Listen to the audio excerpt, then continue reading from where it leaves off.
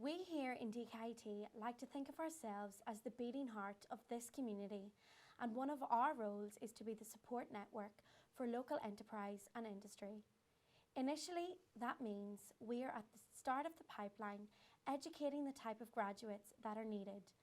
But it also means, as the higher education institute embedded in this locality, we are responsible for upskilling and reskilling employees, better preparing them for the future of work. In conjunction with the local enterprise offices and Enterprise Ireland, we helped establish the North East Lean Network, and we go on location to deliver the Lean Six Sigma. You can also undertake this programme here on our gorgeous DkIT campus. To explain everything, I am joined by Darren Greenan. Darren lectures on the Lean Six Sigma programme. Darren, let's kick off at the start. What is Lean Six Sigma? It sounds like something you'd find in a gym. Not quite. So Lean Six Sigma, I suppose, is a combination of lean management tools and methodologies, and then also Six Sigma process control. So the lean part of it looks at processes to try to eliminate wasteful activities and basically eliminate those or reduce them, ultimately eliminate them if possible. And then Six Sigma is looking at variation within a process so that you can sort of predict how your process is going to perform and maybe predict where defects can occur and try and prevent them before they occur.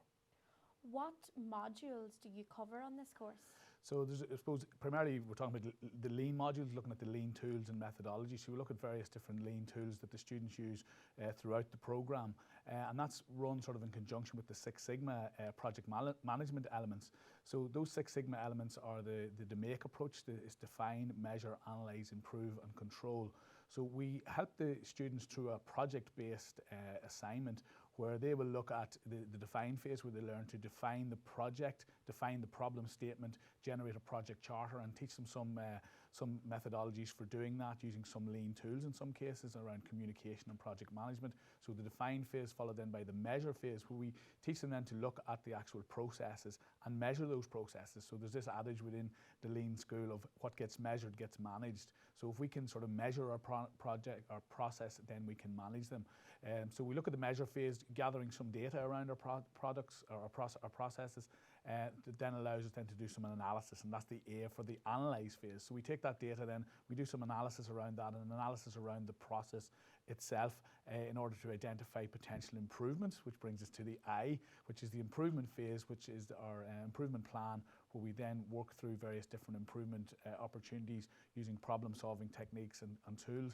And finally then the C of to make is the control phase. And again, a very important phase where we make sure that the improvements that we make can actually be sustained for the long term. So we put some controls in place in order to ensure that those improvements will sustain long after the emphasis on the project has actually moved on to somewhere else. So, yeah. Okay, so let's start with the ideal company. Who should run a Lean Six Sigma program? Okay, well, I suppose Lean originated in the manufacturing sector, primarily in the car industry in Japan. Toyota is very famous for introducing Lean methodologies within its organizations. But over the last number of years, it really progressed into any type of organization. So primarily we're talking manufacturing, and that can be manufacturing anything from a forklift truck to a loaf of bread. Then we're also looking at service sector. So there's a lot of activity then within the service sector where we have computer-based processes within organizations. They don't actually produce products, but they're producing financial services, for example. And finally then there's a large movement within the whole lean construction sector, where we'd have construction companies using lean tools and methodologies to basically improve their processes. So in theory, anybody in industry and in business could apply lean tools and techniques to their organization. Again, lots of service stuff around recruitment, as well as another area that we've worked recently in terms of implementing lean. So almost any type of company in the region could certainly consider looking at Lean Six Sigma. What type of employees are suited best to this program?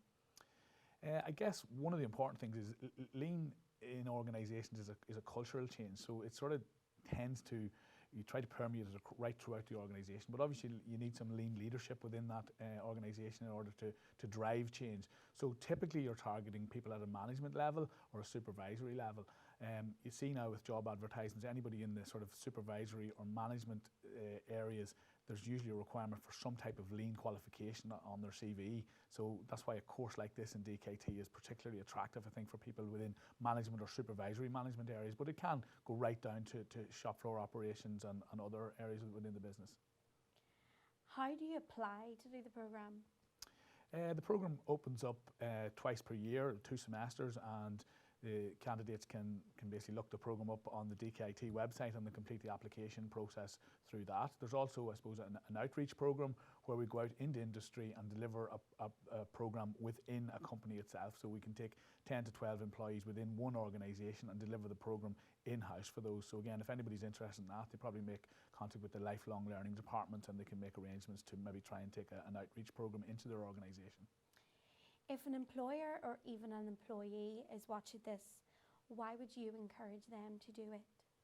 I suppose one of the programme elements that we need as part of the submission at the end of the course is a project element. So while we have the practical, or while we have the theoretical learning and the knowledge transfer in terms of the lean tools and methodologies, we're also encouraging we also require the student to deliver an in-house project. So they will actually deliver a real-time, real-life project within their organisation. So they will be applying the tools of the DMAIC approach, as I've just described. They will apply the DMAIC approach within their organisation for a real problem that they have and ultimately benefit from implementing that. So we've seen significant gains from companies in the region where they have had students within our classroom delivering real-life projects with real-life savings. And Darren, what do you think makes DkIT different from other local Lean Six Sigma providers?